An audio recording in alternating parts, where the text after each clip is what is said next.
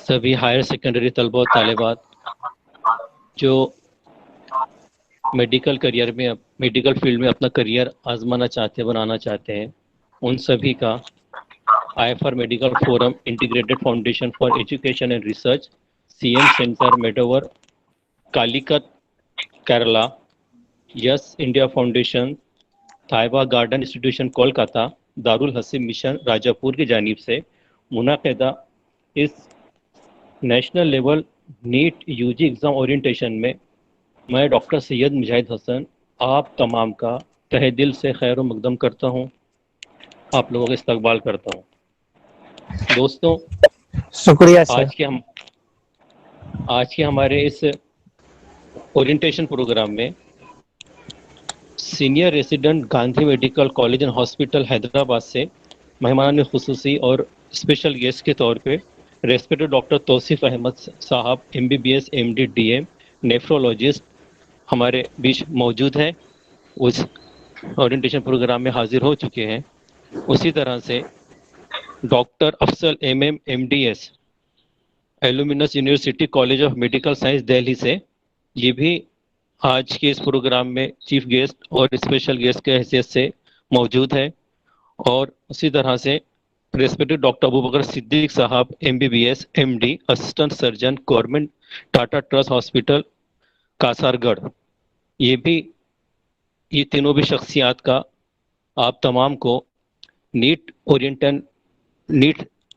Examination orientation के ताल्लुक से काफ़ी कुछ आपको रहनुमाई मिलेंगी, आपके बहुत सारे डाउट्स क्लियर होंगे, आपके बहुत सारे आइडियाज़ क्लियर होंगे इंशाल्लाह ताला। तो चलिए दोस्तों, इस प्रोग्राम को आगे बढ़ाते हुए मैं सब साथियों और तमाम तलबा और तालिबात, देखिए एक मशहूर शायर है सालिक, उनका एक मशहूर शेर है, तंगदस्ती अगरचे हो सालिक, तंदुरुस्ती आज़ार नेमत है। और इसी तरह जॉर्ज बर्नार्ड शॉ ने भी कहा था कि if wealth is lost nothing is lost, if health is lost something is lost. यानी हमारी रोजाना की जिंदगी में सेहत, हमारी हेल्थ, ये कितने ज्यादा मायने रखती है, ये दो मकूलों से आपको समझ में आ जाएगा। इसीलिए एज अ इंडियन सिटीजन ये हमारा कॉन्स्टिट्यूशनल फंडामेंटल राइट भी है कि हमें बेहतर और मुफ्त सेहत की सर्विस खिदमत मिले गवर्नमेंट की जानिब से, गवर्नमेंट इसके पूरा इंतज़ाम करे, इसकी जिम्मेदारी उठाए। दोस्तों, इसकी गर्ज़ो नोयत को देखते हुए WHO जो आलमी इदारा है, उसने जो रिकमेंडेशन किया है, उसने जो सबसे मिनिमम रेशो डॉक्टर्स का पॉपुलेशन के हिसाब से तय किया, उसमें है कि 1000 लोगों की पॉपुलेशन पे एक डॉक्टर होना चाहिए। 1000 लोगों की पॉपुलेशन पे एक डॉक्टर होना जरूरी है कम से कम।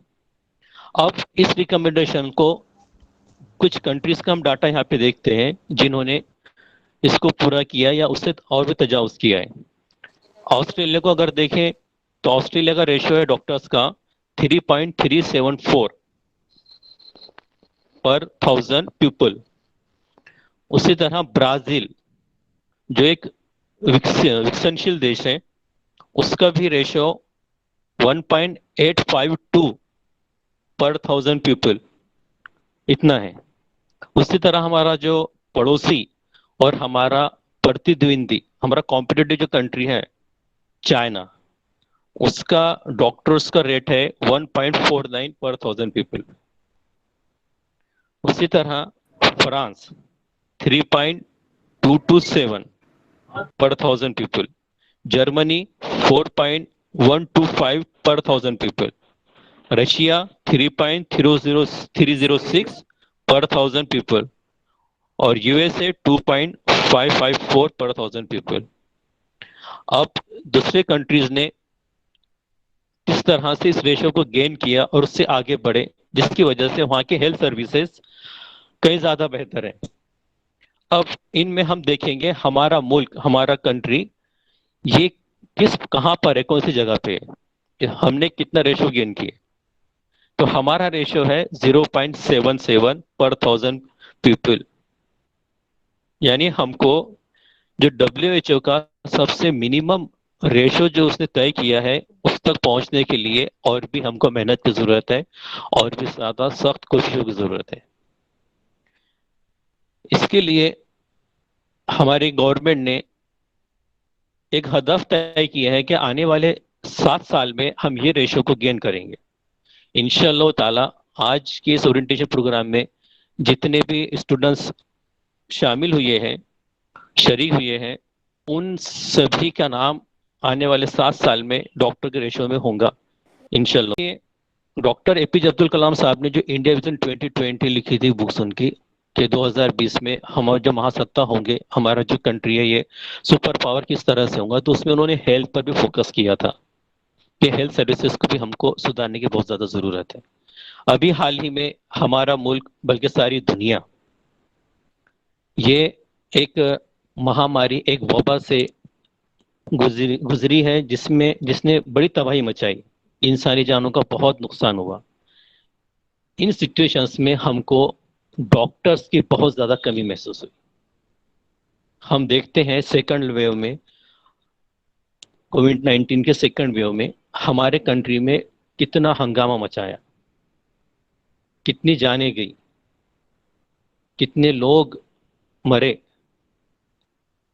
अगर हमारी हेल्थ सर्विसेज डेवलप होती, मुस्तहकम होती, मजबूत होती, तो हमारा जानी नुकसान नहीं होता था। इतने बड़े पैमाने पर हमारे कंट्रीज के लोगों की जानें नहीं जाती थी। लिहाजा देखिए, अब एक डॉक्टर्स की कमी को पूरा करने के लिए दिल्ली में जो फाइनल ईयर के मेडिकल कॉलेज के स्टूडेंट्स थे उनको भी OPD में, गवर्नमेंट हॉस्पिटल्स में उनकी भी ड्यूटीज लगाई गई थी। इस बात से अंदाजा होता है कि हमारे मुल्क में, हमारे देश में डॉक्टर्स की कितनी कमी है। अभी डॉक्टर का पेशा वाकई में खिदमत खल्क वाला पेशा है। इसमें खिदमत खल्क करते हुए, लोगों की दुआएं लेते हुए, लोगों को सांसें जिंदगियां बख्शते हुए हम हमारी इकोनॉमिकल कंडीशन भी सुधार सकते हैं, जिसमें हमारी जरूरियात मुकम्मल हो सके। एक हमको समाज में, हमारे सोसाइटी में, हमारे माशरे में एक इज्जत का मुकाम हासिल होता है। डॉक्टर को हम, हमारा सोसाइटी, हमारा समाज, हमारा माशरा, हमारा सराउंडिंग बड़ी अहमियत देता है और बहुत रिस्पेक्ट से उनको देखता है, बहुत ज़्यादा रिस्पेक्ट उनको दी जाती है। तो ये इतना रिस्पेक्टिव पेशा है, इसमें हमको इज्जत भी मिलती है, शोहरत भी मिलती है और साथ में दुआएं भी मिलती है। और हमारी फैमिली, हमारे जितने भी हमारे जो फैमिली के अफराद हैं उन सब के अगराज, उनकी ज़रूरियात पूरी करने के लिए हमारे लिए सोर्स ऑफ इनकम भी है। लिहाजा मेरे अजीज साथियों, आप लोगों ने अपने करियर के लिए एक खिदमत खल्क वाला पेशा चूज किया है। आप तमाम के लिए हम सब की नेक ख्वाहिशात है। तो चलिए दोस्तों, अब आपको हमारे आज के मेहमान खुसूसी स्पेशल गेस्ट जो आपको इस ओरिएंटेशन प्रोग्राम के ज़रिए से नीट के एग्ज़ाम के ताल्लुक से मुकम्मल मालूमात देंगे, मुकम्मल इंट्रोडक्शन करवाएंगे। लिहाजा मैं उनसे मुअद्दिबाना गुजारिश करता हूँ, रेस्पेक्टेड डॉक्टर तौसीफ अहमद साहब, MBBS MD DM, nephrologist, senior resistant, Gandhi medical college and hospital Hyderabad से, कि वो आप तमाम को नीट एग्जाम के ताल्लुक से मुकम्मल तारुफ करवाए, आपको इसकी पहचान करवाए। मोहतरम डॉक्टर तौसीफ अहमद साहब, MBBS MD DM। अस्सलाम वालेकुम रहमतुल्लाहि व बरकातहू। Good evening, वालेकुम everyone. अस्सलाम रहमतुल्लाहि व बरकातहू। All the respected panel members, IFR member के सारे हजरात और स्टूडेंट्स, गुड इवनिंग एवरीवन। आज मैं आपके सामने नीट UG एग्जाम का एक शॉर्ट में ब्रीफ इंट्रोडक्शन देने जा रहा हूँ। इस एग्जाम का पैटर्न कैसा है और आपको किस तरह से इस एग्जाम के लिए तैयारी करना है। सबसे पहले आज के इस एग्जाम का जो हमारा मकसद है कि नीट UG जो सभी लोग अपीयर होते हैं, उसका मकसद क्या है। सबसे पहले जो नीट एग्जाम है, that is National Eligibility Entrance Test. ये कॉम्पिटिटिव एग्जाम है which is conducted by the National Testing Agency, NTA के जरिए कंडक्ट किया जाता है फॉर एडमिशन इन एमबीबीएस और बीडीएस कोर्सेज में ऑल ओवर द इंडिया। आपको किसी भी कॉम्पिटिटिव मुसाफिकी एग्जाम के जो प्रिपरेशन करना होता है उससे पहले उस एग्जाम की डिटेल आपको पता होनी चाहिए। तो उसी सिलसिले में आपको इस बारे में कुछ ब्रीफ में कहना बताने जा रहा हूँ, और इसका डिटेल हम क्वेश्चन एंड आंसर्स में लेंगे इस बारे में। सबसे पहले एज क्राइटेरिया क्या है फॉर स्टेट कोटा सीट्स और all India quota seats. Minimum age जो होनी चाहिए एस्पिरेंट्स की वो 17 ईयर्स रखी गई है। इससे पहले ये एज लिमिट जो थी 25 ईयर्स थी। आपको रिलैक्सेशन पीरियड 5 ईयर्स का दिया जाता था for OBC, SC and ST candidates के लिए, लेकिन अभी जो लेटेस्ट अपर एज लिमिट है उसमें 25 ईयर्स के आगे भी स्टूडेंट एग्जाम दे सकते हैं, बिकॉज ये अभी जो मैटर है ये कोर्ट में अंडर गोइंग है। देन एजुकेशनल क्वालिफिकेशंस क्या क्या होने चाहिए जो कैंडिडेट्स जिन्हें नीट यूजी में अपीयर होना है। सबसे पहले आपको qualify English, physics, chemistry, biology में सेपरेटली क्वालिफाई होना है। देन 50% एग्रीगेट मार्क यानी फिजिक्स, केमिस्ट्री और बायो को मिलाकर 50% आपका रहना चाहिए। तो you can qualify for NEET, you will be eligible, आप लोग उसके लिए एलिजिबल होंगे उस एग्जाम के लिए। Then coming to the NEET 2021 exam overview pattern. ये एग्जाम किस तरह होता है?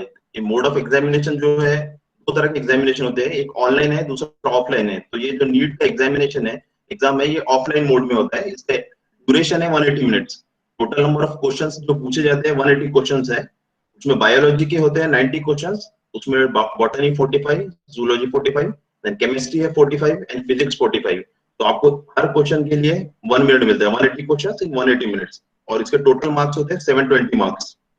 तो इसमें नेगेटिव मार्किंग भी होती है, यानी कि एक सही क्वेश्चन का आंसर देने पर आपको 4 मार्क्स मिलते हैं और एक क्वेश्चन का गलत आंसर देने पर 1 मार्क माइनस किया जाता है। ठीक है, फिर आगे की जानिए, अगर नीट प्रिपरेशन के टिप्स क्या है, यानी कौन कौन से बुक्स आपको किस तरह पढ़नी चाहिए, क्या करना चाहिए, कौन से बुक्स इस्तेमाल करने चाहिए, इसका प्रिपरेशन आपने कब शुरू करना चाहिए। सबसे पहले किसी भी एग्जाम क्रैक करने के लिए आपको उसका एक स्टडी प्लानर चाहिए। आपको उसको 3 चीजें बुनियादी होती है, एक होती है प्लानिंग, दूसरा होता है रिवीजन, तीसरा होता है कंसिस्टेंसी। जब ये 3 चीजें किसी भी एग्जाम, ना सिर्फ नीट, आप जो भी कॉम्पिटिटिव मुसाफिकी एग्जाम के लिए तैयारी कर रहे हैं, ये तीनों जो चीजें है ये बहुत जरूरी है। एक होती है स्टडी प्लानिंग, दूसरी है आपका रिवीजन, तीसरा है आपकी कंसिस्टेंसी। तो आप नीट यूजी एग्जाम के ताल्लुक से सबसे पहले जो बुक्स होते हैं वो है एनसीईआरटी के सिलेबस। तो आपको पता होना चाहिए जो क्लास 11 और क्लास 12 का एनसीईआरटी का सिलेबस क्या है, उसके सारे क्वेश्चंस आपको पता होने चाहिए, और वो सिलेबस जो दिया हुआ है आपको वो सारे टॉपिक्स अच्छी तरीके से आने चाहिए।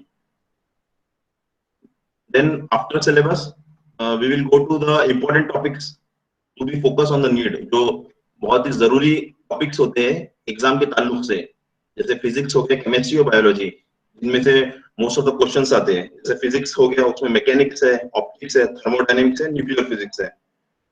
केमिस्ट्री 3 तरह से डिवाइड की गई, organic, inorganic, physical chemistry. Then biology में आपको पता है बॉटनी और जूलॉजी, उसमें genetics, cell biology, morphology, ecology and environment, reproduction, basis of biotechnology and physiology of animals and plants, इन चीजों को ज्यादा इंपॉर्टेंट दिया गया है।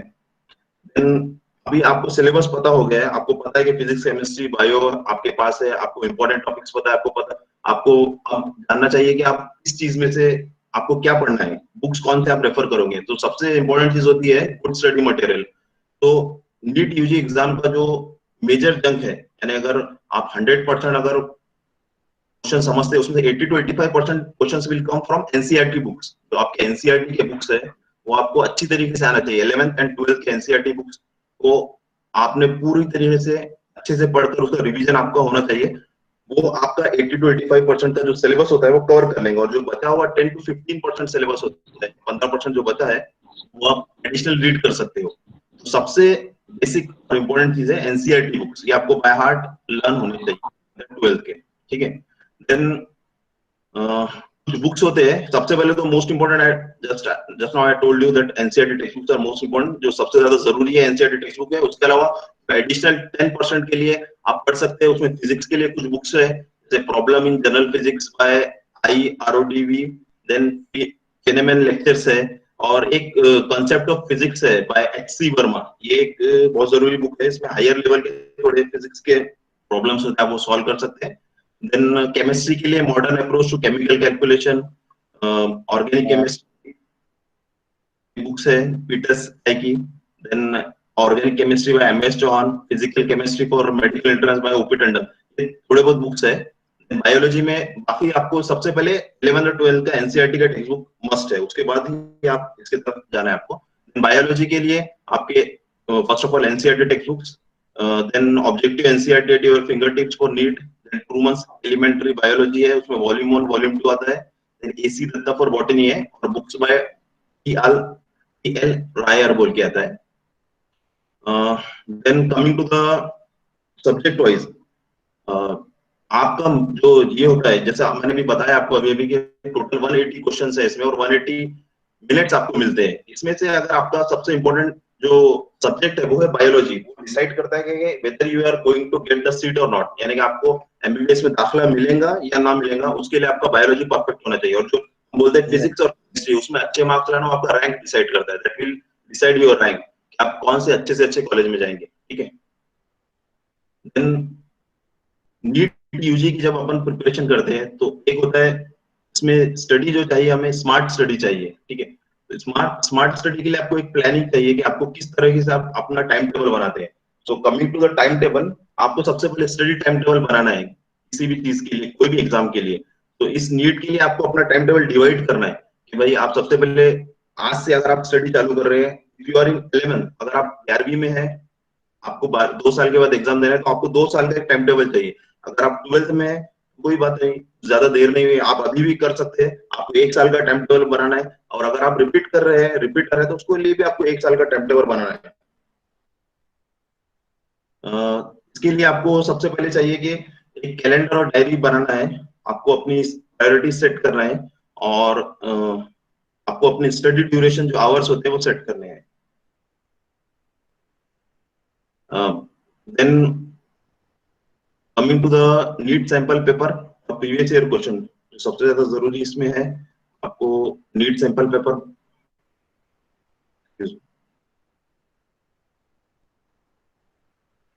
हाँ नीट सैंपल पेपर आपको पिछले साल के जो भी क्वेश्चंस आए हैं लास्ट 2 to 3 इयर्स के, उसको एक बार आपने अच्छे से रिवाइज करना चाहिए, वो एक इंपॉर्टेंट चीज है।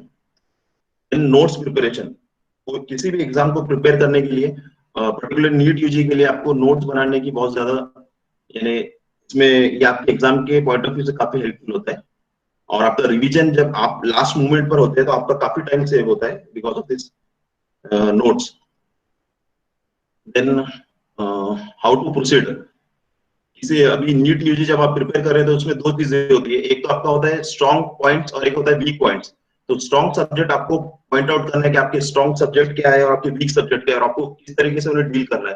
तो वीक सब्जेक्ट जो होते हैं इनिशियली आपको ज्यादा टाइम देना है अपने स्टडी के टाइम में, और रिपीटेडली उसके प्रॉब्लम सॉल्व करना है। किसी का फिजिक्स कमजोर होता है, किसी का केमिस्ट्री में ऑर्गेनिक केमिस्ट्री कमजोर होता है, किसी का इनऑर्गेनिक केमिस्ट्री कमजोर होता है। तो आपको उसके अपने डाउट्स जो आते हैं वो एक इस पे लिखकर अपने जो मेंटर होते हैं, अपने जो टीचर्स होते हैं, उससे बार बार इस बारे में डाउट्स क्लियर करना है। तो जो आपका वीक क्वेश्चन है वो आप इस तरीके से आप उसको करेक्ट कर सकते हैं। देन रिवीजन के टाइम में होता है कि निमोनिक्स बनाकर पढ़ाई करना होता है। तो अगर आप निमोनिक्स के तौर पर पढ़ाई करते हैं तो आपको एक छोटा कोड में आपको सारा डिटेल एक जगह पर जमा होकर मिल सकता है। यानी कि आप जैसा बायोलॉजी होगा, बायोलॉजी में काफी सारी चीजें होती है, जैसे कि नॉर्मल कार्डियक ह्यूमन फिजियोलॉजी है, उसमें कार्डियक साइकिल है, कार्डियक साइकिल्स के अलग अलग स्टेप होते हैं, आपको उसको एक निमोनिक्स के थ्रू आप उसको याद कर सकते हैं। यानी कि जब आप एग्जाम के टाइम में जब लास्ट मोमेंट पे रिवाइज करेंगे तो वो निमोनिक्स के जरिए आपको पूरा वो कार्डियक साइकिल याद आ जाएगा। इसके लिए निमोनिक्स का बनाना एग्जाम के लिए बहुत जरूरी है, वो आपको लास्ट मोमेंट पे रिवीजन में काफी हेल्प करता है। Then while during the study आपको शेड्यूल ब्रेक्स की जरूरत है। जैसे कि मैंने आपको बोला कि आपको जो स्टडी प्लानिंग है, आपको सबसे पहले अपना जो भी प्लान होता है, सबसे पहले यानी कि आप प्लान बना रहे हैं कोई भी स्टडी का, यानी कि मुझे 2 साल का प्लान बनाना है, 1 साल का प्लान बनाना है, या फिर 6 महीने का प्लान बनाना है, जितने भी टाइम आपके पास है उस हिसाब से आपको शेड्यूल बनाना है। तो इस शेड्यूल में सबसे पहले कैसा होता है ना, आपको अपना सिलेबस डिवाइड करना है कि आप वीकर सेक्शंस और जो स्ट्रॉन्ग सेक्शन है उसको कितना टाइम देना चाहते हैं। और जो मैंने 3 चीजें बताई आपको, सबसे पहले टाइम टेबल, दूसरा है रिवीजन, तीसरा है कंसिस्टेंसी। तो टाइम टेबल के बाद होती है दूसरी चीज रिवीजन होता है। जितने बार आप रिवाइज करोगे, ज्यादा पढ़ना इंपॉर्टेंट नहीं है, कम पढ़कर उसको ज्यादा रिवाइज करना ये सबसे ज्यादा इंपॉर्टेंट है। हमेशा याद रखिए 80-20 रूल होता है, 80:20 रूल, यानी कि 20% आप जितना पढ़ते हैं उससे 80% क्वेश्चन आते हैं। तो आप कम पढ़िए लेकिन उसको ज्यादा रिवाइज कीजिए। कम क्या पढ़ना है, जो इंपॉर्टेंट टॉपिक्स है एग्जाम के, आपको वो इंपॉर्टेंट टॉपिक्स पढ़ना है, उन्हें बार बार रिवाइज करना है। दूसरा जो टाइम टेबल का स्ट्रेटेजी होता है, उसमें होता है रिवीजन आप किस तरह कर रहे हैं, आपकी रिवीजन की स्ट्रेटेजी कैसे क्या है। यानी कि आज आपने कोई टॉपिक पढ़े, तो नेक्स्ट डे आप जो नया टॉपिक शुरुआत करने वाले, उससे पहले आपको जो मैंने कल जो टॉपिक पढ़ा उसका रिवाइज करना है। फिर आपको नए सब्जेक्ट, नए टॉपिक्स की आगे जाकर पढ़ना है। तो रिवीजन ये हो गया daily revision. At the end of 1 week, यानी कि आपने 6 दिनों में जितना पढ़े हैं वो आप संडे को रिवाइज करोगे।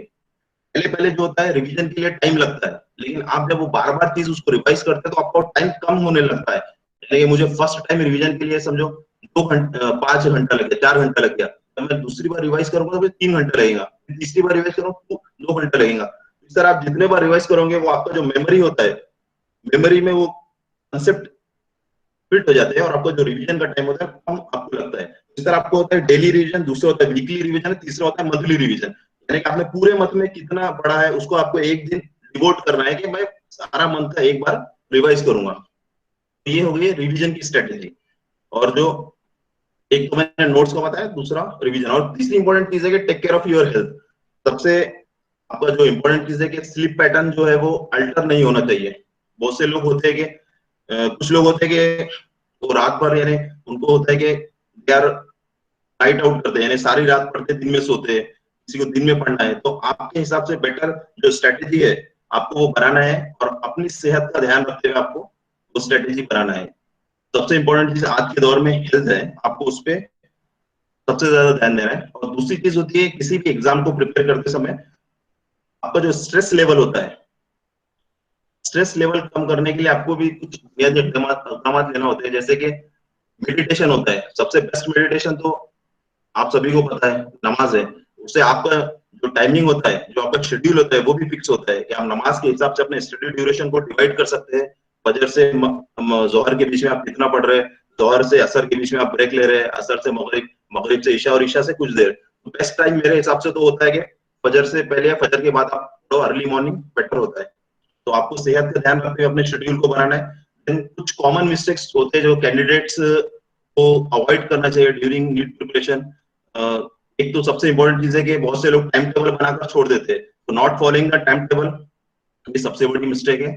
दूसरा होता है हेक्टिक शेड्यूल। हेक्टिक शेड्यूल का मतलब ये होता है कि आप कंटिन्यू मत पढ़िए, यानी कि आज 8 घंटे आप एक जगह बैठकर, कोई भी इंसान 45 मिनट से ज्यादा नहीं बैठ सकता है। तो आपको 45 मिनट्स बैठना है, 5 मिनट्स का गैप लेना है, और आप थोड़ा फ्रेश होके आपको और 40 मिनट्स का, यानी आप छोटे छोटे स्पैन्स में आपको वो स्टडी कंप्लीट करना है। आपको बैठना है 8 घंटा, लेकिन बीच में छोटे छोटे ब्रेक्स लेना है। तो वो सबसे ज्यादा इंपॉर्टेंट चीज है। तो अपना हेक्टिक शेड्यूल को ब्रेक वाइज डिवाइड कीजिए। और तीसरी जो गलती अपन करते हैं कि ignoring the NCERT textbook, जो मैंने सबसे पहले आपको बताया कि most of the questions will come from NCERT textbooks only, 80 to 85%। सबसे पहले NCERT पढ़ना है, उसके बाद दूसरी जगह जाना है अपने को, फिर उसके बाद है following too many books। दूसरी चौथी सबसे बड़ी गलती है कि जो मैं आपको बता रहा हूँ कि बहुत से लोग क्या करते हैं, एक बुक खत्म हो गई फिर दूसरी बुक पढ़ते, दूसरी हो गई तीसरी हो गई। ये मत कीजिए। तो एक बुक जो उसको होता है उसको आप अपना आइडियल बनाइए, जैसे एनसीईआरटी हो गया। अब उसमें कुछ आपको एडिशनल इन्फॉर्मेशन दूसरी तरफ से मिल रही तो उसमें स्टिकर लगाइए, उसमें स्टिकर उसमें चिपका दीजिए आप। तो लास्ट मोमेंट में जब आप रिवाइज करते हो तो आप एक ही बुक रिवाइज करोगे और उसमें एडिशनल जो इन्फॉर्मेशन है वो साथ ही साथ आपकी रिवाइज हो जाएंगी। और लास्ट रहता है कि इग्नोरिंग सब्जेक्ट। अगर किसी का कोई सब्जेक्ट वीक है तो डायरेक्टली इग्नोर करते हैं। तो ये सम ऑफ द कॉमन मिस्टेक्स हैं which students will generally make while preparing for the exam. एक बहुत ज्यादा जरूरी क्वेश्चन जो बहुत से तलबा पूछते हैं कि how to concentrate for long hours while preparing for NEET. उसमें सबसे पहले होता है कि आपको, मैंने जो ऑलरेडी आपको बता दिया कि आपको टाइम टेबल बनाना है, you have to stick to your time table, आपको उस टाइम टेबल के हिसाब से ही पढ़ना है। दूसरा होता है आपको मिनिमल ब्रेक्स लेना है ड्यूरिंग स्टडीज। अगर आप 8 से 10 घंटे, 10 से 12 घंटे, 12 से 14 घंटे बैठ रहे हैं, उसमें हर घंटे या 45 मिनट से 10 से 15 मिनट का ब्रेक लीजिए, नमाज पढ़िए, मेडिटेट कीजिए, आपको जिस तरीके से पॉसिबल है, फिर आप वापस आइए उस जगह पर और अपनी स्टडी चालू कीजिए। देन तीसरी चीज है less usage of electronic gadgets. तो आज के दौर में सबसे ज्यादा डिस्ट्रैक्टिंग चीज बच्चों के पास है वो है electronic gadgets. Mobiles, laptops, iPads. ये it's a two edge sword, एक दो धारी तलवार है, या तो इसके फायदे भी है और इसके नुकसान भी है। वो अपने ऊपर डिपेंड करता है कि हम किस तरीके से इसका इस्तेमाल कर रहे हैं। और आज के दौर में, सोशल मीडिया के दौर में, तो सबसे ज्यादा इसका वक्त जाया करने के लिए इस्तेमाल होता है। लेकिन आप अगर इसको सही तरीके से इस्तेमाल करें तो ये बहुत ही अच्छी चीज है आपकी प्रिपरेशन के लिए। तो मुझे मेरा ये सजेशन है कि आप इलेक्ट्रॉनिक गैजेट से दूर रहिए, और अगर आपको कुछ स्टडी से रिलेटेड कुछ चाहिए, वीडियोस वगैरह, तो या कुछ मटेरियल ऑनलाइन अवेलेबल है वो आप देख सकते हैं। दूसरी चीज होती है stay away from all the distraction, यानी जितने भी डिस्ट्रैक्शन आपके पास आ रहे हैं, जितने फंक्शंस होते हैं, आपको एक इतने पीरियड के लिए डेडिकेट करना है खुद के लिए। जो मैंने आपको बोला है कि फर्स्ट जो मैंने बताया था टाइम टेबल, दूसरा है रिवीजन, तीसरा है कंसिस्टेंसी। आपको कंसिस्टेंसी चाहिए, इसमें सबसे ज्यादा कंसिस्टेंसी चाहिए। जितने भी डिस्ट्रैक्शन होते हैं उससे आपको बचना है। और चौथी चीज, लास्ट चीज है, वो एक्सरसाइज करना है और मेडिटेट करना है। नमाज की पाबंदी बहुत जरूरी है। देन प्रोडक्टिव, जो मैंने अभी आपको बताया, how to use productive use to use the internet for NEET preparation. हम जो नीड के लिए जो गैजेट्स है, जो नेट का इस्तेमाल किस तरीके से हम अपने लिए बेहतर तरीके से कर सकते हैं। एक तो सबसे पहले आपको बहुत सारे एजुकेशनल प्लेटफॉर्म है ऑनलाइन अवेलेबल है, जहाँ पर एग्जाम रिलेटेड इंफॉर्मेशन, बुक्स और स्टडी मटेरियल ऑलरेडी अवेलेबल होता है। आप उसको उससे यानी ऑनलाइन उसमें देख सकते हैं। दूसरा होता है कि नीट ब्लॉग्स होते हैं, नीट ब्लॉग्स आप जा सकते हैं, वो पढ़ सकते हैं। Then there's a certain discussion groups are there, जिसमें आपके इलाके और दूसरे इलाके के जो बच्चे होते हैं, वो काफी सारे आप डिस्कशन, एक फोरम बनाकर उस पर डिस्कस कर सकते हैं। Then बहुत से साइट पे फ्री मॉक टेस्ट होते हैं, वो अवेलेबल होते हैं, आप वो दे सकते हैं। और बाकी आप अगर कभी कभी क्या होता है स्टडी के टाइम में लो फील करते हैं, तो आप टॉपर का, नीट के टॉपर्स का इंटरव्यू देख सकते हैं मोटिवेशन के लिए। तो ये सारी चीजें होती हैं। देन एक और क्वेश्चन आता है कि हम लॉन्ग टर्म मेमोराइजेशन कैसे करें, यानी हम चीजें बहुत जल्दी भूल जाते हैं, उसको कैसे याद रखें, रिटेन कैसे करें। तो इसके लिए भी बहुत इजी तरीका है कि आपको नोट्स बनाना है, जो मैंने आपको ऑलरेडी बताया, आप उसको हाईलाइटर से मार्क कर दीजिए। सेकंड होता है रिवीजन, उसे बार बार रिवाइज कीजिए, कम पढ़िए मगर बार बार रिवाइज कीजिए। तीसरा होता है कि स्टे एक्टिव, हमेशा एक्टिव रहिए। अगर आपको थोड़ा लग रहा है कि आप थोड़ा एकदम ड्राउजी फील कर रहे हैं, अनकंफर्टेबल फील, थोड़ा ब्रेक ले लीजिए इससे। देन प्रिपरेशन के टाइम में फ्लो चार्ट का ज्यादा से ज्यादा इस्तेमाल कीजिए। विजुअलाइजेशन, बहुत से लोगों की जो विजुअल मेमोरी थी वो काफी अच्छी होती है, तो फ्लो चार्ट्स और विजुअलाइजेशन का इस्तेमाल कर आप उस चीज को बेहतर तरीके से ग्रास्प कर सकते हैं। Then while preparing you should be having a healthy diet, खाना अच्छा होना चाहिए, healthy diet is must। और जो मैंने आपको बोला कि away from the distraction and practice the meditation, और नमाज की पाबंदी बहुत जरूरी है।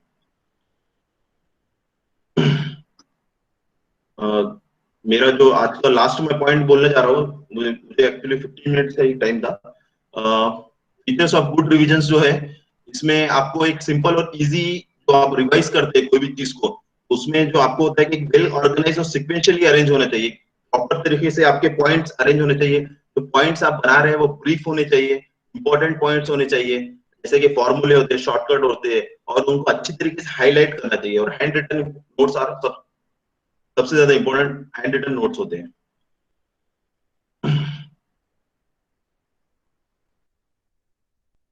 Thank you very much.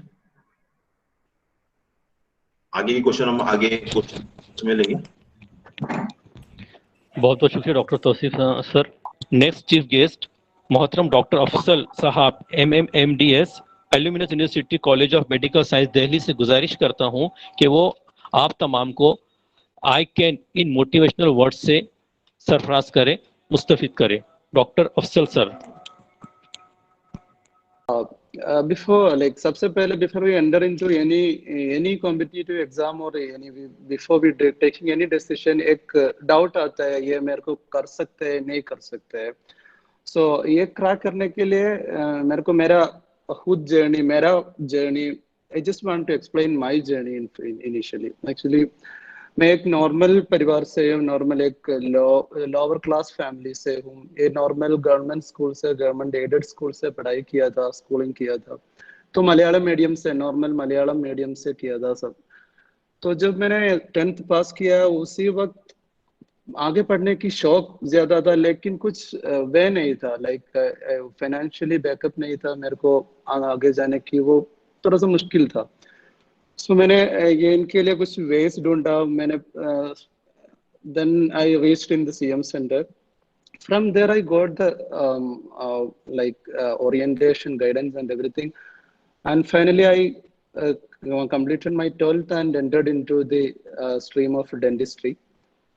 जब मैंने डेंटिस्ट्री के लिए एंटर किया, मेरा सपना यही नहीं था BDS come like somehow do the BDS and practice. मेरा सपना यही था मेरे को एमडीएस करना ही ये तो करना ही चाहिए। तो from the first year itself I was thinking about, people are thinking about their first year exam and second year exam, I was thinking about my PG entrance and PG entry. So like from there onwards, I was thinking about, then I completed my BDS and I was working in a private clinic, and इसके बाद मैं तो without any coaching, without any खुद किया था complete preparation ये PG के लिए। वो उसके बाद मैं यूसीएमएस में एडमिशन किया, उसके बाद मेरा पीजी कंप्लीट किया। अभी मैं कतर में कतर एक प्राइवेट फर्म में काम कर रहा हूँ। So I just want to tell you that there is nothing is impossible in our life. There is nothing is impossible in life if you have that much desire in you, if you have a dream and आप ये ready है तो ये पूरे करने के लिए सब कुछ छोड़ के आप इनके इस पीछे जाने के लिए रेडी है, तो there is nothing impossible for us. So इसके लिए actually एक rule of 3 Ds are there. There are 4 Ds of rule. That means the first D is the desire. The desire means हमको एक सपना होना चाहिए। सपना according to like APJ Abdul Kalam ने एक बार उन्होंने बोला, एक dream is not that which you see while sleeping, it is something that does not let you sleep. ऐसे होना चाहिए हमारा ड्रीम। तो like if you wanted to become a doctor, like there should be that dream should be there in, and this like it should be internally motivated. That means ये desire खुद अंदर से आना चाहिए। किसी और ने जबरदस्ती किया है जाओ जा पढ़ाई करो, ऐसा नहीं है। तो अंदर से होना चाहिए। इनके लिए हमको ये पूरा डेडिकेट करके वो इनके लिए काम करना पड़ता है। तो अभी जो यहाँ पे मौजूद है, like almost all the students around, I think around 60 students are here, they have this dream. So ये ड्रीम पूरा करने के लिए आपको बाकी जो 3 डी होते हैं वो होना चाहिए। That is the next D is dedication. आपको 100-200% डेडिकेशन देना चाहिए। That means every day when you wake up at the morning, it should be there in your mind that this is my dream, I am going to achieve this, and somehow anyhow I will achieve this. This should be there in your mind. And इसके लिए आपको like थोड़े बहुत sacrifice करना पड़ेगा। Like family functions होगा, friends के साथ घूमने जा रहे हैं, मतलब बाकी लोग घूमने के लिए जा रहे होगा या किसी और मस्ती कर रहा होगा, वो सब कुछ आपको डेडिकेट लाइक सैक्रिफाइस करना पड़ेगा to achieve your dream like this. But that doesn't mean that you should be very serious about life, yeah, like completely out of everything. It should not like that.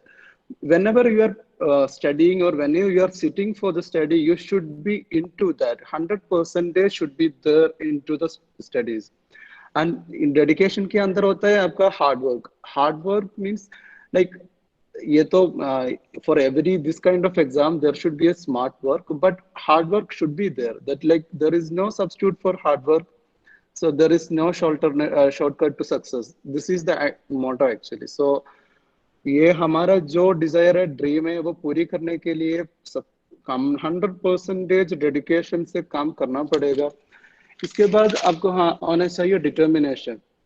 ये determination जो होता है जब हमारा mood नहीं होगा पढ़ने के लिए, या मतलब mood like we feel like I don't want to study today, in that time this determination drive you to reach, like drive you to remind you that no, by we should study, like this is the time to study, I should not हमको एक consistency होना चाहिए ना। ये consistency like to get this consistency, this determination should be there in our mind.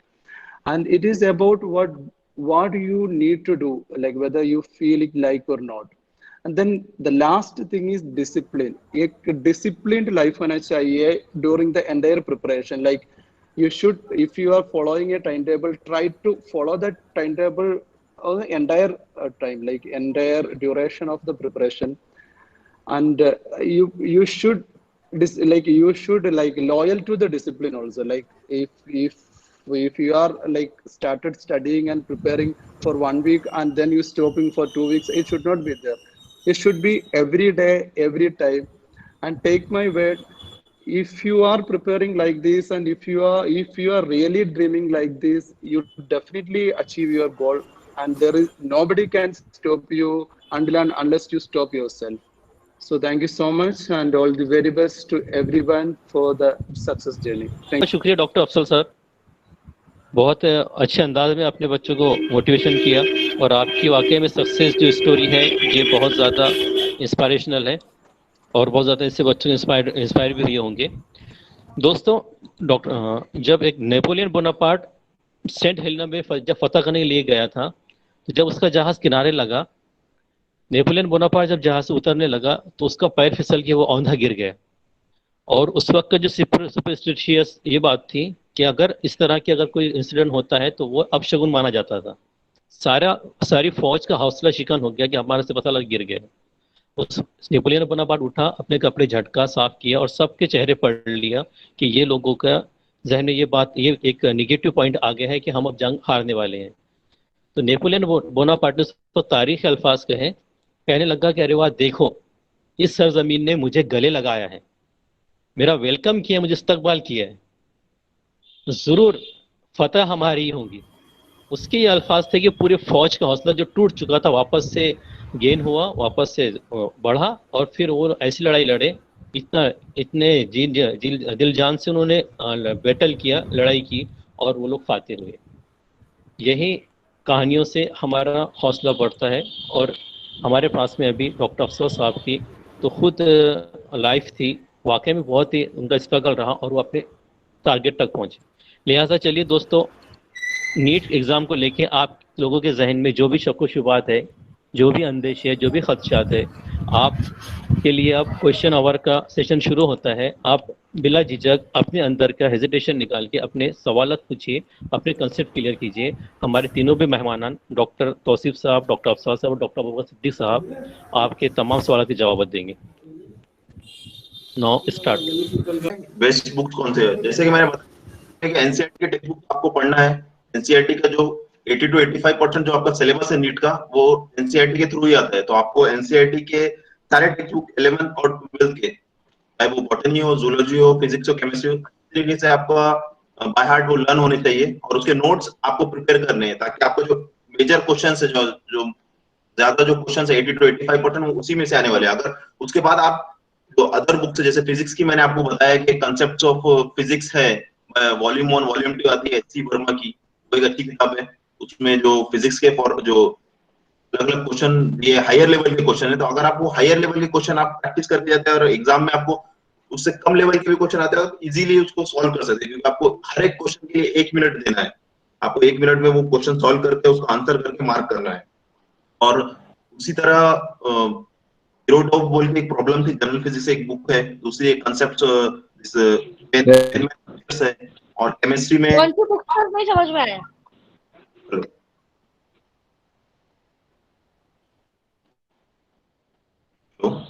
हाँ, biology में books देखिए, AC Dutta for botany है, बुक्स बाय टी.एल. रायर है। देन बायोलॉजी के हिसाब से देखें तो ट्रूमैन्स एलिमेंट्री बायोलॉजी है, वॉल्यूम 1 वॉल्यूम 2। देन एनसीईआरटी के टेक्स्ट बुक्स है, और objective NCERT at your finger tips for NEET बोल के बुक आती, वो है। इसी तरह केमिस्ट्री में organic chemistry by MS. Chauhan है, physical chemistry for medical entrance by OP. Tandon एक बुक है। Modern approach to chemical calculations by RC. Mukherjee है। ये सारी बुक्स है। Thank you sir. आपका जैसे मैंने पहले भी बताया कि आपको देखना है आपका वीक सब्जेक्ट कौन सा है, आप किस सब्जेक्ट में वीक है और किस में स्ट्रांग है। जैसे कि मैंने बताया कि इसमें टोटल 180 क्वेश्चन है, उसमें 50% यानी कि बायोलॉजी आ रहा है, 90 क्वेश्चंस आ रहे हैं बायोलॉजी से, 45 है फिजिक्स से, 45 है केमिस्ट्री से। तो आपका जो सीट होता है, whether you are getting the, आपको तो अगर बायोलॉजी में सबसे पहले आपको बायोलॉजी आना चाहिए। अगर आप बायोलॉजी को पार करते हैं तो रैंक डिसाइडिंग होता है फिजिक्स से होता है। तो आपका अगर वो सब्जेक्ट वीक है तो आपको उसको सबसे ज्यादा, मुझे जो लगता है इनिशियल पीरियड में आपको ज्यादा से ज्यादा टाइम फिजिक्स के लिए देना चाहिए। अगर वो आपका सब्जेक्ट वीक है, आपको ये लगता है कि आप उसमें कमजोर है, आपको बार बार उसके जो प्रॉब्लम्स होते हैं उसमें न्यूमेरिकल ज्यादा होते हैं फिजिक्स में, आपको सॉल्व करना है, अगर आपको कुछ डिफिकल्टी, कुछ डाउट्स आती है तो उसको डाउट्स क्लियर करना अपने टीचर से, जो भी आप अगर कोई कोचिंग लगाए हैं या आपके कोई कॉलेज के टीचर से, उनको वो सारे डाउट्स क्लियर करना है। तो ये सबसे इंपॉर्टेंट चीज है। जो मैंने दूसरा चीज बताया कि आपको निमोनिक्स बनाकर, revision, hand written revision material बनाकर उसको बार बार रिवाइज करना है। तो अगर आप, मेरे हिसाब से देखा जाए तो अगर आपका सब्जेक्ट फिजिक्स कमजोर है तो आपको उसको ज्यादा से ज्यादा टाइम देना चाहिए दिन में से। अगर आप 12 घंटे पढ़ रहे हो तो आप डिसाइड कर सकते हो कि आप कितना उसमें आपको फोकस करना है। मुझसे बेहतर तो आप अंदाजा लगा सकते हैं। So, according to you, how many minimum hours should be given to a study?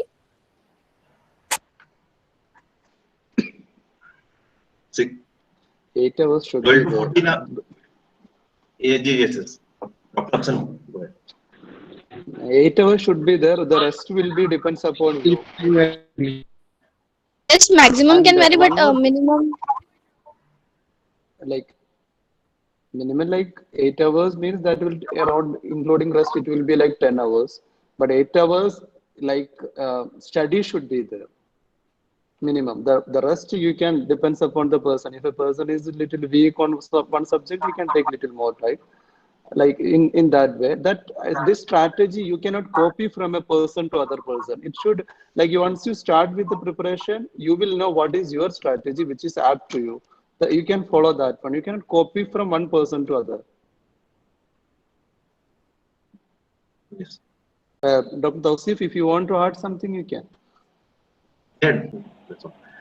Actually, we have the 24 hours in a day, so we can exclude the time which we sleep. Like मुझे जो लगता है competitive exam prepare करने के लिए 6 to 7 hours की sleep is enough, not more than 7 hours और not more than 6 hours. एक इंसान को जो नॉर्मल सर्कैडियन रिदम होती है जो 24 hours की, वो मेंटेन रखने के लिए 6 घंटे की नींद जरूरी होती है। किसी को 7 घंटे है, उससे ज्यादा नहीं होने चाहिए। बाकी के जो सारे औकात है आप उसको डिवाइड कर सकते हो अपने पढ़ाई के हिसाब से। अगर आपका कॉलेज है, आपके ट्यूशन है, आपकी क्लासेस है, अगर उसके अलावा आपको जितना भी टाइम मिलता है, मेरे हिसाब से तो आप सारा ही टाइम स्टडी में डालना चाहिए, apart from the time which you exclude. जो बीच में मैंने ब्रेक्स कहा है कि जैसे आप नमाज का ब्रेक लेते हैं, थोड़ा बीच में कुछ एक्स्ट्रा करिकुलर एक्टिविटी आपको फ्रेश रखने के लिए, आप डेली एक ही चीज बार बार नहीं कर सकते, तो आपको कुछ वक्त 30 मिनट्स हो गया, 45 मिनट्स कुछ एक्स्ट्रा करिकुलर एक्टिविटीज के लिए भी देना जरूरी है, ताकि आपका माइंड जो है फ्रेश रहे। बाकी का सारा जो टाइम है वो आप स्टडी के लिए डेडिकेट कर सकते हैं। That's it. Okay, sir. Thank you.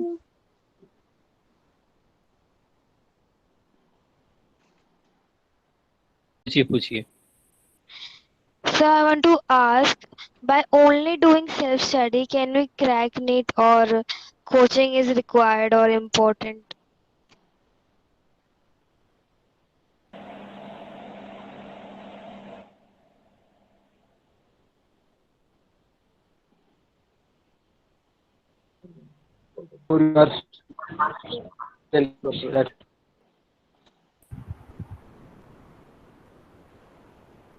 Hello,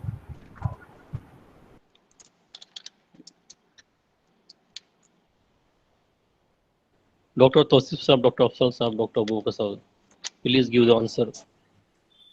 hello, हाँ माफ कीजिए। हाँ तौसीफ, ये मिस्टर अबू, या डॉक्टर अबूबकर, गो अहेड। आप क्वेश्चन पूछ रहे हैं कि हमारा कोचिंग चाहिए कि नहीं चाहिए। एक्चुअली पर्सनल इंटरपर्सनल वेरिएशन होता है उसमें। एक ही कोचिंग है तो हमें अच्छे डायरेक्शन मिल जाता है। जैसे कि हमारा डॉक्टर अफसल साहब ने ऑलरेडी जो टॉक में बोले थे, हमारा ड्रीम होने चाहिए, उसके बाद डिटर्मिनेशन होने चाहिए, उसके बाद गुड डायरेक्शन भी होने चाहिए। We should know where to go, what to do, how to do, all this things are very important. एक कोचिंग है तो ये सब हमें पता चलता है। कोचिंग वाला अच्छे से हमें बता देता है कैसे करना है, क्या क्या बुक्स पढ़ना है, कैसे पढ़ना है, प्रीवियसली क्वेश्चन किधर किधर से पूछा है, सब हमारा कोचिंग वाला हमें अच्छे से बताता है। इसलिए थोड़ा बहुत इजी हो जाता है कोचिंग की वजह से। इसका मतलब ये नहीं कि आपको कोचिंग का फैसिलिटी नहीं है तो भी नहीं कर सकता है, ऐसे बिल्कुल नहीं है। जैसे कि डॉक्टर अफसल साहब ने बोला, डॉक्टर अफसल साहब खुद जो नीट पीजी क्वालिफाई किया बिना कोचिंग, ऐसे बहुत सारे स्टूडेंट्स है। अगर उधर इम्पोर्टेंट क्या होता है, if you not doing any coaching, you should have good direction. आप कोचिंग नहीं कर रहे तो फिर भी आपको बहुत अच्छा डायरेक्शन होने चाहिए। उसके लिए आपको क्या कर सकता है, आपको जो जैसे कि अभी हम सब लोग डॉक्टर से ऐसे सीनियर्स को पूछ सकता है जो ऑलरेडी सक्सेस हुआ है, ये नीट एग्जाम लिखा है, वो क्वालिफाई किया है, वो लोगों को पूछ सकता है और आपको यूट्यूब और सोशल मीडिया से आपको बहुत सारी जानकारी निकाल सकता है। ऐसे गुड डायरेक्शन होने चाहिए। If you have good direction actually there is no need of coaching. But problem ये होता है कि बहुत टाइम स्टूडेंट को डायरेक्शन नहीं होता है, इसलिए वो पर्सनली आपको ये सब आपको फाइनल डिसीजन ले सकता है। Of coaching, actually there will be some advantages. Definitely there are some advantages. There will be like the center will be giving a timetable, subject and topic wise timetable. You can easily follow that, and they will be making exam. It can be a state wise exam or a national wise exam, so that you can see the position. Like you can compare yourself, and like if you are preparing yourself alone, you will be alone in the room. You won't knowing that what is your current position. So if they are conducting exam monthly or weekly or twice, like fortnightly, so you can get your rank nationally, and for that, like based on that, you can improve. You can add something to improve some area. You can find out your weak areas and like best areas. So there are some advantages, but if you are not having that facility, don't worry. It's not like that. The only people who are getting the coaching facility is cracking. It's not like that. You can achieve it, but there are some edge over others. Those who having the coaching. That's it. So, sir, you can add. तैयारी शुरू थी हमारी, तो 2021 के अंदर अभी NEET देने वाले हम। अभी तो डेट आई नहीं, 1 अगस्त की डेट है, तो अभी क्या पढ़ना है सर?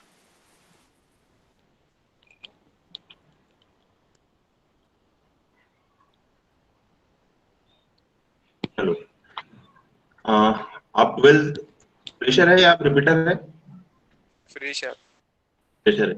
तो जैसे कि मैंने आपको इससे पहले भी अपने टॉक में बताया कि लास्ट मोमेंट पे जो होता है कि आपने जितना अभी तक जो पढ़े हैं उसको रिवाइज करना इंपॉर्टेंट होता है। जो मैंने आपको 80-20 का रूल बताया है कि आप जितना 20% आप जो पढ़ते हैं उसमें से 80% क्वेश्चंस आते हैं, यानी कि you have to select your topic wisely. आपको देखना है कि पिछले साल में से अभी आपके पास वक्त उतना नहीं है, मोस्टली 2 या 3 महीने में एग्जाम कंडक्ट होने वाला है। आपको अभी देखना है कि जो टॉपिक्स कौन से इंपॉर्टेंट है, इसमें से मैक्सिमम नंबर ऑफ क्वेश्चंस आए हैं पिछले 1 या 2 सालों में, आपको वो टॉपिक चूज करना है, उन्हें रिवाइज करना है बार बार। तो ये सबसे ज्यादा जरूरी है कि आप टॉपिक सेलेक्ट करें, यानी जो मैक्सिमम आपको बेनिफिट दे सकते हैं, जो मैक्सिमम आपके क्वेश्चन क्लियर कर सकते हैं। आपको अभी जो कम टाइम है उसमें ज्यादा से ज्यादा आपको बेनिफिट चाहिए। आपने जितना आपने पढ़ा है आप उसको रिवाइज कीजिए ज्यादा से ज्यादा, और जो मेन इंपॉर्टेंट टॉपिक है उसको ज्यादा से ज्यादा रिवाइज कीजिए। आपको उसके हिसाब से अपना टाइम टेबल बनाना है। जो मैंने आपको बताया था कि सबसे इंपॉर्टेंट चीज होती है टाइम टेबल। अभी आपको टाइम टेबल बनाना है फॉर नेक्स्ट 2 to 3 मंथ्स। उसके हिसाब से आपको आपकी स्टडी प्लान करनी है। आपने जो भी पढ़ा होगा 2 साल में आपको उसको रिवाइज करना है, और जो इंपॉर्टेंट टॉपिक है उसे बार बार रिवाइज करना है। That's it. सर फिजिक्स और केमिस्ट्री का जैसे कि 1 दफा पढ़े 2 दफा पढ़े क्वेश्चन को पढ़कर किस तरह से अच्छे से सॉल्व किया जा सकता है?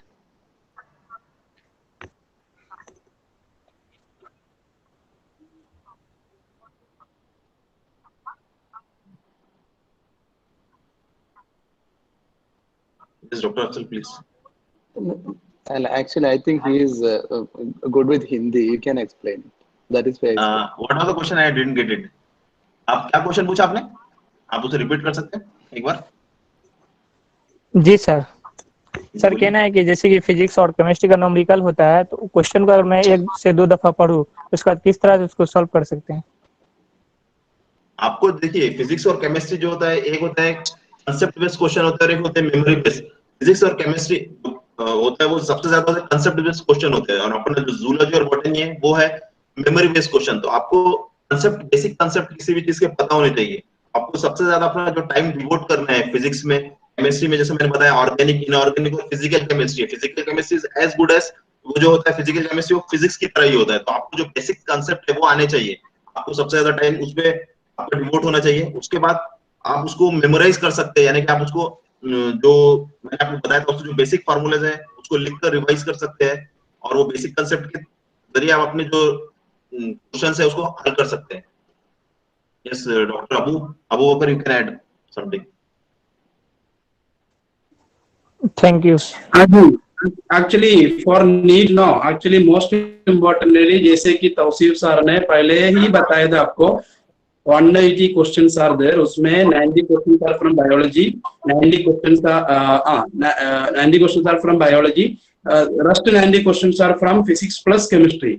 सो जो रेशियो हमें अच्छे से पता होना चाहिए, मतलब जो आधा questions coming from half of the question are coming from biology itself, इसलिए बायोलॉजी बहुत ही इंपॉर्टेंट है। देन आप 10 घंटे आप पढ़ रहे हो तो आपको जो वीकनेस, आपको स्ट्रेंथ के हिसाब से आपका टाइमिंग एडजस्ट करना चाहिए। फिर भी बायोलॉजी को आप ज्यादा टाइम देने चाहिए। देन उसमें जो आधा बाकी टाइम है उसमें आप फिजिक्स केमिस्ट्री का आपको जो स्ट्रेंथ वीकनेस के हिसाब से टाइम देने चाहिए। ऐसे पूरा आपको पता होना चाहिए किधर से क्वेश्चन पूछ रहे हैं ये लोग। ऐसे नहीं होना चाहिए आपको बायोलॉजी बहुत पसंद है और फिजिक्स बहुत पसंद है इसलिए पूरा टाइम आप जो आपका जो पसंद वाला सब्जेक्ट पढ़ रहे हैं, ऐसे बिल्कुल नहीं होने चाहिए। आप ऐसे होने चाहिए एग्जाम में वो लोग क्या पूछ रहे हैं उसके हिसाब से आप पढ़ने चाहिए। जी सर। क्या एक दिन में तीनों सब्जेक्ट पढ़ सकते हैं क्या? जरूर पढ़ सकते हैं।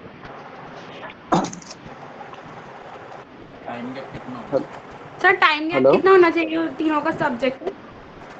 टाइम गैप कितना होना चाहिए सर तीनों सब्जेक्ट का? ओके। जैसे कि को प्रीवियस वॉइस में बताया थे, हमको पता होना चाहिए हमारा जो सब्जेक्ट का जो क्या बोलते हैं उसको वेटेज पता होना चाहिए। टोटल हमारे एग्जाम का मोस्ट इंपोर्टेंट सब्जेक्ट क्या होता है? बायोलॉजी होता है, उसमें कोई डाउट नहीं है।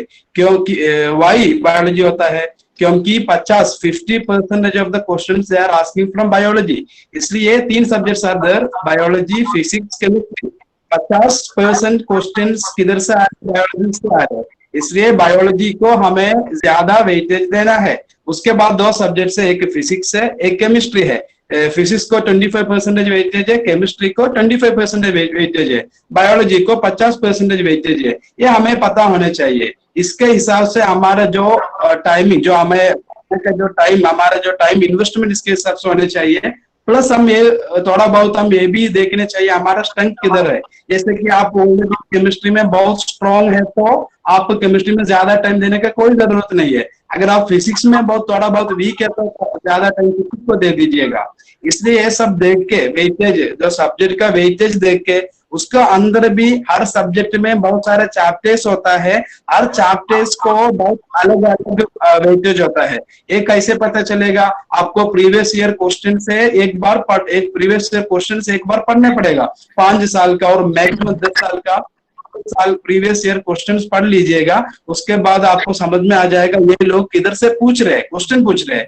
बायोलॉजी से अभी बॉटनी का फर्स्ट चैप्टर है इन्फ्लोरेसेंस, ये वो चैप्टर से ऐसा हो सकता है पिछले 5 साल में बहुत सारे क्वेश्चन पूछा है, इसलिए नेक्स्ट ईयर वो चैप्टर बहुत इंपॉर्टेंट होता है। इसलिए आपको सब्जेक्ट का वेटेज भी पता होना चाहिए, हर सब्जेक्ट का अंदर हर टॉपिक का वेटेज भी पता होना चाहिए। इसके हिसाब से आपको आपका टाइम देना है। उसके साथ आपका जो स्ट्रेंथ किधर है, वीकनेस किधर है, वो भी आपको कंसिडर करना है। उसके हिसाब से आपको आपका जो टाइम देना है। देन आप ऐसे दे रहे तो ऐसा हो सकता है एक दिन आप पूरा बायोलॉजी पढ़ रहे हैं, दूसरा दिन आप पूरा फिजिक्स पढ़ रहे हैं। ऐसे भी हो सकता है एक दिन आप 5 घंटा बायोलॉजी पढ़ रहे हैं, 2.5 घंटा आप फिजिक्स पढ़ रहे हैं, 2.5 घंटा केमिस्ट्री पढ़ रहे हैं। ये सब सब्जेक्टिव है, ये सब आपका हिसाब से, आपका स्ट्रेंथ का, आपका जो वीकनेस का, आपका इंटरेस्ट के हिसाब से वेरी कर सकता है। उसमें ऐसे कोई हार्ड एंड फास्ट रूल नहीं है ऐसे कि आप हर दिन तीनों सब्जेक्ट पढ़ने चाहिए, ऐसे भी नहीं है आप एक दिन एक ही सब्जेक्ट पढ़ सकता है, ऐसे कुछ भी नहीं है। आप जो अच्छा डायरेक्शन होना चाहिए आपका माइंड में, अच्छा डायरेक्शन मिलने के लिए 2 तरीका है। एक प्रीवियस क्वेश्चन पेपर देख लीजिए, दूसरा एक तरीका है जो लोग नीट क्वालिफाई किया है उसके साथ बात कीजिए। उसके बाद आपको अच्छा डायरेक्शन आ जाएगा। वो डायरेक्शन के हिसाब से आपका जो टाइम का हिसाब के, आपका जो टेस्ट के हिसाब से, आपको जो स्ट्रेंथ एंड वीकनेस के हिसाब से आपका टाइम, आपका स्टडी पैटर्न एडजस्ट करना है। Yes sir, thank you sir. Sir जो एग्जाम जो लिखने के टाइम पे क्या क्या देखने चाहिए, क्या क्या नोटिस करने चाहिए, क्या क्या इम्पोर्टेंट है, वो भी एक बार आप बताया तो अच्छा होगा। आई थिंक मतलब हमारा माइंड प्रेजेंस अच्छा होना चाहिए, क्वेश्चंस अच्छे से पढ़ने चाहिए, वो MCQ है ना, एग्जाम हमारा मल्टीपल चॉइस क्वेश्चन है, इसलिए वो एक टैक्टिक्स है ना, वो भी इसके बारे में थोड़ा बहुत बताया तो अच्छा होगा। हाँ तौसीफ सर, क्योंकि कैसा रहता है लास्ट टाइम में कैसा होता है कि बहुत सारी सिली मिस्टेक बच्चों से हो जाती है, जिसमें जो इतना सारा उनकी स्टडी हुई रहती है और लेकिन उनको रिकॉल नहीं होता है, वक्त पे याद नहीं आता है, और बहुत सारे सिली मिस्टेक्स वो लोग करते हैं। तो जनरली ऐसे कौन सी सिली मिस्टेक्स होती है, उसको किस तरह से अवॉइड करना चाहिए, ये थोड़ा बच्चों को बताइए प्लीज। ठीक है, अभी तो जैसे कि मैंने बताया टोटल 180 क्वेश्चन है, उसमें बायोलॉजी, फिजिक्स और केमिस्ट्री के हिसाब से अगर आपको देखना है, इसमें जो आपको इजी क्वेश्चंस आ रहे हैं, जैसे हर क्वेश्चन का टाइम दिया है 1 मिनट फॉर 1 क्वेश्चन। जैसे जो ऑब्जेक्टिव क्वेश्चन होते हैं, मेमोरी बेस्ड क्वेश्चन होते हैं, उसको आप पहले अटेम्प्ट कर सकते हैं। आप उनको पहले अटेम्प्ट करके अगर वो आपका 10 to 20 सेकंड में वो क्वेश्चन सॉल्व हो रहा है, तो then you will get that, वो जो आपका बचा हुआ टाइम है वो आप यूटिलाइज कर सकते हैं अगले क्वेश्चन के लिए।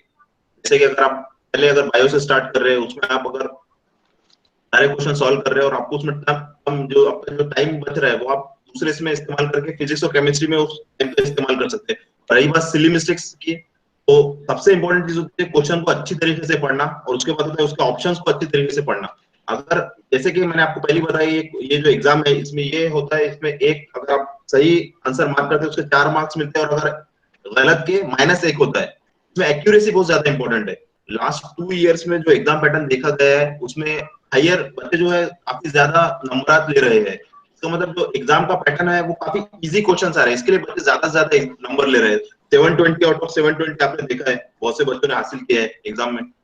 तो यहाँ पर आपको एक्यूरेसी सबसे ज्यादा इंपॉर्टेंट है, आगे यानी कि आपको गलत भी नहीं करना है। अगर 4 ऑप्शन है, आपने क्वेश्चन को अच्छी तरीके से पढ़ लिया, उससे 4 ऑप्शन आपने पढ़ लिए, अगर 4 में से आपको 2 श्योर है कि ये 2 तो ऑप्शन नहीं हो सकते, आप उस क्वेश्चन को बेनिफिट ऑफ डाउट के साथ after excluding the 2 options you can go ahead with the question, यानी आप उस क्वेश्चन को अटेम्प्ट कर सकते हैं एक थोड़ा रिस्क लेकर। अगर आपको पता है कि 3 ऑप्शन मुझे नहीं पता है, मुझे सिर्फ एक ही ऑप्शन रूल आउट हो रहा है, तो आप उस क्वेश्चन को आपको उसे मेरे हिसाब से ड्रॉप करना चाहिए। इस तरह चीजें आपको, ये जो कॉमन चीजें होती है जब आप एग्जाम देते हो, तो इस बात का जरूरी ख्याल रखना है। और ये चीजें यानी कि ये चीजों को अवॉइड करने के लिए जो सिली मिस्टेक्स आप बोल रहे हैं, इसके लिए आपको ज्यादा से ज्यादा प्रैक्टिस करने की जरूरत है। मॉक टेस्ट जो होते हैं, आपको ज्यादा से ज्यादा मॉक टेस्ट देना चाहिए, तो आपको पता चलेगा कि मेरी गलती कहाँ पर हो रही है।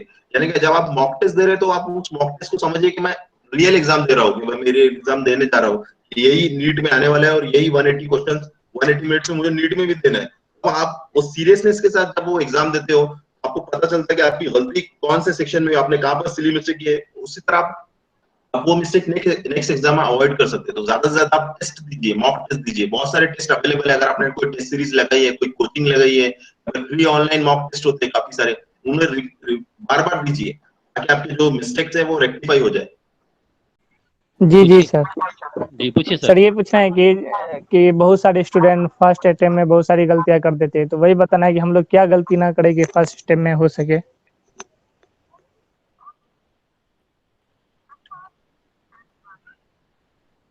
फर्स्ट अटेम्प्ट में आपको तो सबसे पहले यानी कि आपका जो सब्जेक्ट है, जो तीनों सब्जेक्ट है, यानी 11th और 12th का जो आपको पोर्शन है पहले कंप्लीट होना चाहिए। यानी आपने मैंने आपको जो इंपॉर्टेंट टॉपिक्स बताए, जो टॉपिक्स दिए गए हैं, जो अपने जो वेबसाइट है, जो नेशनल एनटीए की जो वेबसाइट है, उसमें जो टॉपिक्स दिए गए, वो सारे आपने सबसे पहले एक बार पढ़ लेने चाहिए मेरे हिसाब से। तो यानी जो 11th और 12th के एनसीईआरटी टेक्स्ट बुक्स के थ्रू, और उन्हीं जो टॉपिक्स आपने पढ़े हैं over a period of last 1 और 2 इयर्स, उनके अगर आप हैंड रिटन नोट्स बनाते हैं तो बेहतर है। उसके अलावा लास्ट मोमेंट पर कोई नई चीज नहीं पढ़ना है आपको। बहुत सी बार ये होता है कि बहुत से तलबात होते हैं जो लास्ट मोमेंट में बोलते हैं कि ये तो टॉपिक मेरा रह गया, मैं नया टॉपिक पढ़ लेता हूँ। तो ये जनरल मिस्टेक्स होते हैं जो हर एग्जाम में हर स्टूडेंट से होते हैं, ना सिर्फ NEET exam, other competitive exams हो गए, सिविल सर्विसेज एग्जाम हो गए, और दूसरे भी एग्जाम होते हैं। तो लास्ट मोमेंट पे जो अपन जो गलती करते हैं, आपको लास्ट मोमेंट में कोई नया टॉपिक नहीं पढ़ना है, आपने जो पढ़ा है उसी को रिवाइज करना है, बार बार रिवाइज करना है, और यही आपकी समझो की टू सक्सेस है। Doctor Abu Bakar, if you want to. बहुत बहुत शुक्रिया सर। हाँ सर, इधर एक स्मार्ट टिप्स के बारे में इधर एक चैट बॉक्स में भी एक क्वेश्चन है। एक्चुअली कोई भी एग्जाम है, कोई भी कॉम्पिटिटिव एग्जाम क्वालिफाई करने के लिए 3 इम्पोर्टेंट पॉइंट्स बहुत इंपॉर्टेंट होता है। First one is no the exam. No the exam मतलब एग्जाम क्या है, उसका सिलेबस क्या है, क्या क्या पढ़ने चाहिए, क्या क्या नहीं पढ़ने चाहिए, इसको कैसे प्रिपेयर करने चाहिए, वो है know the exam. You have to know the exam, अच्छे से पता होना चाहिए आप क्या लिख रहे हैं, वो एग्जाम कैसे क्लियर कर सकता है, वो सब पता होना चाहिए। उसके बाद आता है स्टडी मिनिमम, मतलब बहुत बुक से नहीं पढ़ना। ऑलरेडी तौसीफ सर ने ये सब बताया है, फिर भी मैं रिपीट कर रहा है। मतलब स्टडी मिनिमम, बहुत सोर्स से नहीं पढ़ना है। नीट के लिए आपको NCERT is the Bible. NCERT बहुत बार रिवाइज करना है, बहुत बार पढ़ना है। ऐसे नहीं कि एनसीईआरटी भी पढ़ा उसके बाद बड़ा बड़ा बुक्स भी पढ़ा, ऐसे नहीं है। आप मिनिमम बुक्स से स्टडी करना है, वो मैक्सिमम रिवाइज करना है। Revise maximum, revise maximum. उसके बाद होता है प्रैक्टिस द मोस्ट। उसके आप अच्छे से एग्जाम क्या है आपको पता चला, उसके बाद आप मिनिमम सोर्स से आपने आपका पढ़ाई किया, उसके बाद आप बहुत अच्छे से रिवाइज किया, उसके बाद practice is the most important. ऐसा आप एक बार ट्राई कीजिएगा, कोई भी एग्जाम आपको क्लियर कर सकता है। जी बिल्कुल, और ठीक उसी तरह से कंसेप्टल स्टडी जो है ये भी बहुत बहुत ज़्यादा ज़रूरी रहती है। यानी अगर हमारे किसी भी टॉपिक को लेकर, चाहे छोटा छोटा ही क्यों ना हो, अगर हमारे कंसेप्ट क्लियर है तो फिर क्वेश्चन कैसा भी आओ, कैसे किस तरह से पूछा जाओ, किसी भी वे से पूछा जाओ, हमारा लॉजिक काम करता है। तो अगर हम ज़्यादा से ज़्यादा अगर कंसेप्टल स्टडी तरफ ध्यान दें, हमारे कंसेप्ट क्लियर करने पर अगर ध्यान दें, तो हमको ज़्यादा स्टडी करने की जरूरत भी नहीं पड़ेगी। More study less mark, less study more mark वाला जो फॉर्मूला है वो कंसेप्ट स्टडी पर भी बहुत ज़्यादा डिपेंड करता है। तो मैं तो यही कहूंगा कि ज्यादा तो जो जोर है आप कंसेप्चुअल स्टडीज पे दीजिए, जो जो इम्पोर्टेंट पोर्शन है उसके जो कंसेप्ट को क्लियर कीजिए। अच्छे गुड्स नोट्स जिसको पढ़ के मतलब अच्छी अंडरस्टैंडिंग हो सके, मतलब लैंग्वेज, इजी लैंग्वेज में अंडरस्टैंडिंग बनने के लिए सबसे पहले तो बेसिक जो है आपका वो क्लियर होना चाहिए। बेसिक बहुत ज्यादा इंपॉर्टेंट है किसी भी एग्जाम को प्रिपेयर करने के लिए, उसको फेस करने के लिए। जो आपके जो बेसिक नॉलेज है वो पूरी तरह से क्लियर होना चाहिए। बेसिक अगर आपका स्ट्रांग है तो बहुत सारी फिर बुक्स आप अवेलेबल है। बुक्स जो है तो एक गाइडलाइंस है, एक मशाले राह साबित होती है, लेकिन बेसिक और कंसेप्ट वो बहुत ज्यादा जरूरी चीज है। तो तौसीफ साहब प्लीज थोड़ा सा गाइड कीजिए। जी जी, जैसे कि मैंने आपको बताया कि ऑलरेडी अब जो नोट्स होते हैं, जैसे कि अभी भी डॉक्टर अबू बकर ने भी आपको बताया है कि जैसे NCERT books are bible for preparation of NEET UG. तो आपको एनसीईआरटी बुक्स को अच्छे से पढ़ना है और उसके हैंड रिटन नोट्स अगर आप बना लेते हैं तो वो सबसे बेहतर है। उसके अलावा मेरे हिसाब से तो एनसीईआरटी बुक्स ही आपको बार बार रिवाइज करना है, और अगर पॉसिबल है तो उसके नोट्स बनाकर उसे रिवाइज करना बेहतर है। वो आपका 80 to 85% सिलेबस कवर करने वाला है। दूसरी चीजें मैंने जैसे आपको बताया, फिजिक्स के लिए एक एससी वर्मा की बुक होती है। ये फिजिक्स में नोट्स के बजाय आपको कंसेप्ट इंपॉर्टेंट है, तो इसमें कंसेप्चुअल कंसेप्ट लेकर जो आप क्वेश्चन सॉल्व करते हैं, जितने आप ज्यादा से ज्यादा क्वेश्चन सॉल्व करने की प्रैक्टिस करते हैं उतना आपको फायदेमंद होता है एग्जाम में। तो वैसे एक एससी वर्मा की टेक्स्ट बुक है कंसेप्ट ऑफ फिजिक्स, वो काफी अच्छी है। उसमें काफी डिफिकल्ट लेवल के क्वेश्चन है, वो आप ज्यादा से ज्यादा सॉल्व कर सकते हैं। देन सम एसबी त्रिपाठी की कोई बुक है, physics of NEET by CP Singh बोल के एक बुक है, फंडामेंटल फिजिक्स बाय प्रदीप है। ये जो मैंने बुक्स बताया है ये तो सारे बुक्स हैं। नोट्स अगर आप कोई क्लास के नोट्स देख सकते हैं, मेरे हिसाब से तो बेटर ये है कि हैंड रिटन खुद के ही नोट्स बेटर होते हैं। अगर आप एनसीईआरटी से बना रहे हैं, क्योंकि आप उसमें अंडरलाइन करते हैं, आप उसमें जो दूसरी चीजें होती है वो ऐड करके उसमें फिक्स करते हैं, तो that will be better as far as notes are concern. और अगर आपने कोई प्राइवेट कोचिंग ज्वाइन की है, वहां से अगर आपको नोट्स मिल रहे हैं और वो बेटर आपको लग रहा है, तो आप उससे भी रिवाइज कर सकते हैं। लेकिन एक ही बुक प्रेफर कीजिए। ऐसा ना हो कि आप एनसीईआरटी बुक्स भी पढ़ रहे हैं, प्राइवेट कोचिंग के नोट्स भी पढ़ रहे हैं, लास्ट मोमेंट पे जब रिवीजन करने का टाइम आता है तो बहुत से लोग कंफ्यूज हो जाते हैं कि हम एनसीईआरटी बुक्स को पढ़े या हमारे क्लास नोट्स को पढ़े या फिर कोई और तीसरी बुक्स को पढ़े। तो ये चीजें नहीं होनी चाहिए। इन चीजों को अवॉइड करने के लिए आप एक ही